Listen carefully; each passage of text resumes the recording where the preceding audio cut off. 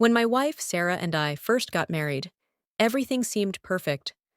We were happy, full of love, and everything felt like a fairy tale. But slowly, as the years went by, something shifted. It started subtly at first. She was tired more often, seemed more preoccupied, and was less engaged in the small things that once made our relationship feel alive. I didn't think much of it at first. Life happens, and we both had demanding jobs. I figured it was just stress or the usual ups and downs that every couple faces. But as the months went by, the distance between us grew. And it wasn't just emotional distance, it was physical too. The intimacy that once brought us together seemed to vanish. Every time I tried to initiate something, she would pull away. It started with simple excuses.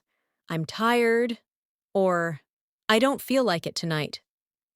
At first I understood, but as time went on, I began to feel rejected. It wasn't just the lack of intimacy that bothered me. It was the way she shut me out without explanation. I felt like I was begging for something I used to take for granted.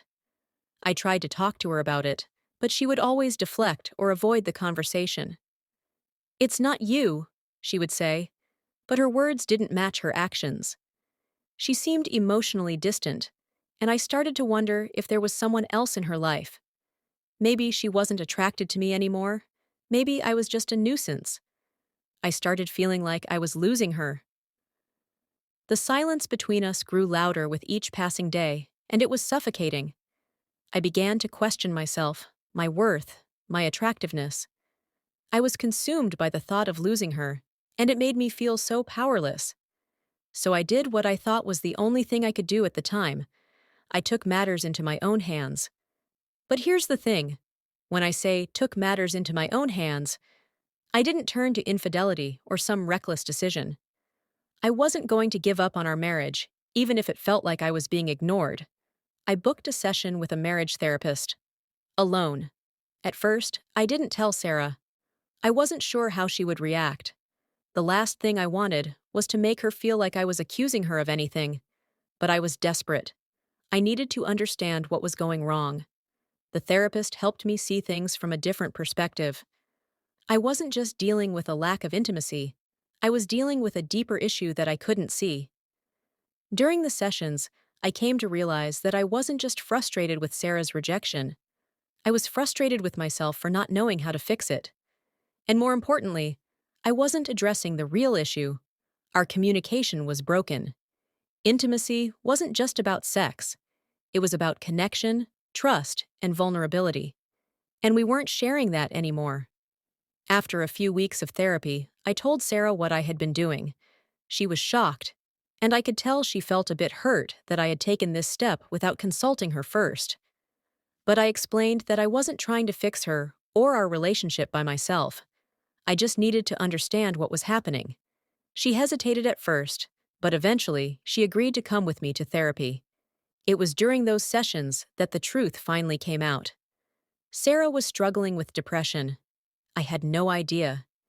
She had kept it hidden from me for so long that I didn't even notice the signs. The exhaustion, the lack of interest in intimacy, the emotional withdrawal. It was all a result of her mental health battle. She wasn't rejecting me. She was fighting an internal battle that I couldn't see. I felt guilty.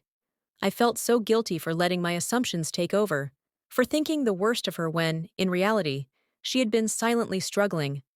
I had failed to see the signs, and that hurt. But I was also relieved to finally understand why things had changed between us. The therapy wasn't easy. We had to dig deep into our emotions, into our relationship's wounds.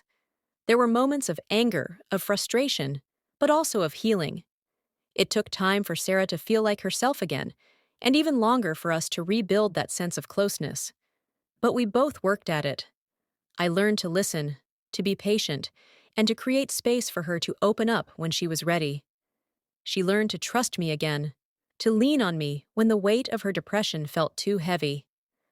Through it all, we learned that intimacy wasn't just about physical connection. It was about being emotionally available, understanding each other's vulnerabilities, and showing up for each other even when it felt impossible.